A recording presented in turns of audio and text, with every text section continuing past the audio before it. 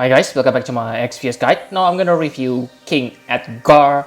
So he's a breaker, so let's compare him to Auron and Beowulf. So as a breaker, it is obvious his attack stats won't be on top tier. Like you can see here, he only gets 120%, but that's the same amount numbers you get from Auron and Beowulf. So yeah, even when not that good, it is still top tier compared to other breaker. And for other stats, it is just mediocre, okay? 40% health boost, basically lower than Auron, 40% MP, nice, but nothing stand out from his passives. He gets 50% true double hand or 30% true dual wield. It is free whether you want to build him into true dual wielder or true double hander. But if you want to build him into true dual wield, it is good because he has innate dual wield. So you won't have any problem, but maybe the best for him is to build him into dual wielder. That way he can equip two weapons, especially dagger, that can boost his faster LB gauge fill rate. And other special thing about his offensive is he has 250% machine killer if you count his thrust master. Okay, that's insane and make him really useful against machine. And because he kind of rely on his LB, he also get 100% faster LB fill rate, which is nice, and get 3 LB regen per turn. Well, that's pretty good. Again, not a bad passive, but there is nothing unique from his passive, okay? But yeah, pretty good. So enough about his stats. Now let's talk about abilities. So let's talk about his breaking abilities first. Let's talk about non-cooldown and non-limit burst abilities first. So on normal turn, I believe you want to use Bio Blaster and Noise Blaster. Okay, each gonna break 50%. Noise Blaster gonna affect attack and magic, and Bio Blaster gonna affect defense and spirit. That's pretty good, but I think because he has something like dual cast, you want to use Noise Blaster and Air Anchor when your cooldown and limit burst are not available, because like I said on many videos, attack and magic are the most important breaks you need, and that means on the first turn you're gonna break 50%, and on the next turn you're gonna get 70% attack, defense, magic, spirit breaks. Okay, so after that, simply use Air Anchor every turn until your cooldown and limit burst ready. Okay, this break from Air Anchor is kind of unique, okay, because it doesn't happen on the turn you cast it. It happens on the next turn, so make sure you have attack and magic break at that turn. That's why I combine it with Noise Blaster. And finally, the cooldown breaks Bravo Figaro. So this is same like Auron and Beowulf. A cooldown breaks, but the bad thing about this is, yeah, it only affects one target. For Auron, it affects all targets, and yes, like you can see here, the cooldown is insane, 10 turns. So very long. That means you need to use this on the first turn. After that, you need to maintain your break using Air Anchor and your LB. Okay, this Bravo Figaro also imperil water and orthosis by 100%, which is nice to double your damage output. Water, you can give your party water element by using Microsoft Nicole or Seaside Nicole. So not a bad element, very good.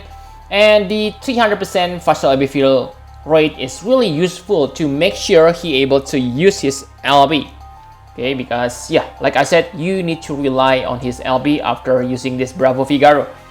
He also has 2 break abilities which lock behind another cooldown. Okay, the break gonna break 70% of attack and magic or defense and spirit.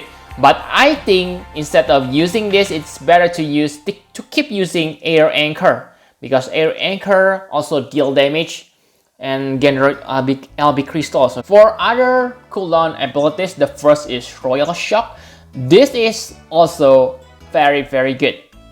First, because it is chainable with Aurel Ray. That means if you use Esther, then yeah, Edgar can help you chain with Esther. Another good thing about this is this deal health damage to Edgar. That means you will get the maximum effect from your limit burst. Edgar is kinda unique because you need to make his health below 20% to get the maximum effect. Okay? And the next ability, Awkward Inventor. So this will unlock abilities for him and give your party buff again. Machine, nice 50% and 200% facial ability rate to all allies. So this is good, especially if some of the characters know Entrust, and yeah, they can help Edgar. I mean, they can help fill Edgar's limit burst gauge with Entrust. Okay, very good. But I think the abilities which lurk behind Awkward Inventor is kind of bad. Okay, the first is Corona Beam. This is nice damage, but the problem is this is only chainable with Fatal Barrage. Not many characters learn this move, so this is basically useless. Corona Beam. Next, Trifecta Drill. Nice Imperil. You can use this for Imperil, but the damage may be not that impressive in my opinion. And Rejuvenator 2. This is also a good MP recovery abilities. Okay, and yeah, it also fill your LB gauge, which is needed because you want to use your LB frequently. His LB is really good, guys, because yeah, 84% all stats break to all enemies, and like you can see, the LB crystals requirement are not that many. Okay, only 32. With 100% facial ability rate, you won't have any difficulty, especially if you buff yourself in the battle using that 300 or 200% facial ability gauge fill rate. Very good abilities. Other than those abilities, Edgar also can chain with Stardust Ray, but the damage may be not that great, only 6.3 times. Nice on helping your characters, but right now Stardust Ray is not a common chaining family, so you can forget it. He also able to imperil water and earth by 85%. Yes, I know he can imperil 100%, but that's rely on cooldown abilities. Okay, so on normal occasion, he able to imperil this, which is very good. For light, he only imperil 50%, and on normal situation, he can also refill 30 MP to all allies. This can be dual casted, so 60 MP recovery, not a bad thing. Okay, so pretty good support. Enough about his abilities. Now let's talk about his equipment. So for equipment, I think you want to equip him with a dagger. Okay, his attack stats is not restricted to any weapon, unlike Auron. So if you have two nice daggers, make sure you enhance them with rare ability. That means you will have 300% facial ability fill rate if you manage to get high tide plus on both daggers. Okay, but if you don't want to equip dagger, you can use sword, great sword. Okay, for great sword, you can, the best great sword I think is Iconic Sword. It is Jack Supercharged Mastery Ward. It has 100% facial ability fill rate. Basically, that's it. You want to make sure he able to spam his limit burst almost on every turn or every 2 turns, because on normal health condition, his 84% break only lasts for 1 turn. After that, it is 74%, which is still nice, but yeah, you want to keep using his LB every 2 turns. That's why you need faster LB rate. Luckily, on the global, we have Xeno Transmitter Obsidian Helm, which gives you another 50% faster LB rate. So I think that's all you need to know about equipment. My conclusion for Edgar. So Edgar is really good breaker because he can break all stats by 84%. Okay, no one able to do that on the global right now. and it is spammable.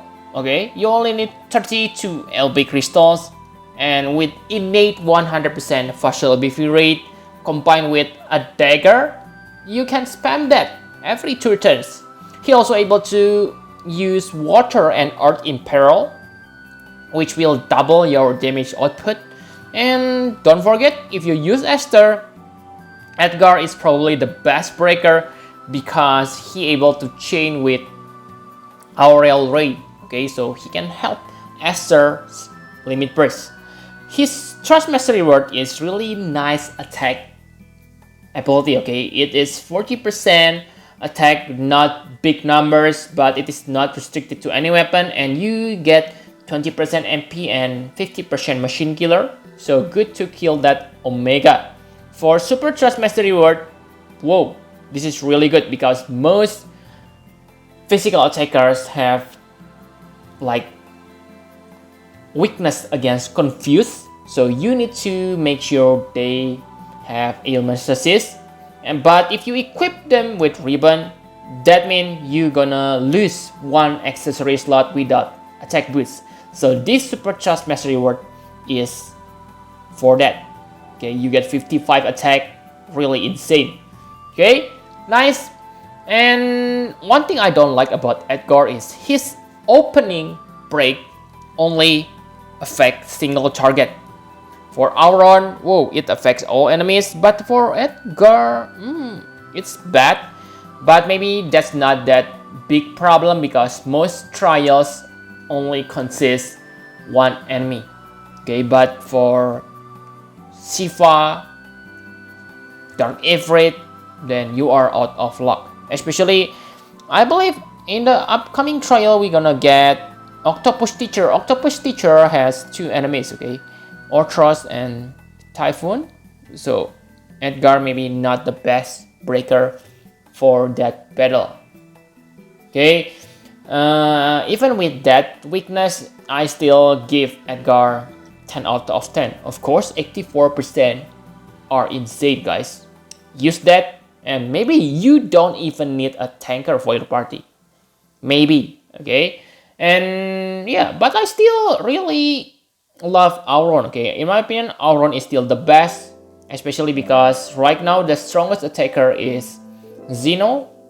Zeno is absolute mirror of equity chainer, so having Auron on your party, he can also help bump up your Zeno damage.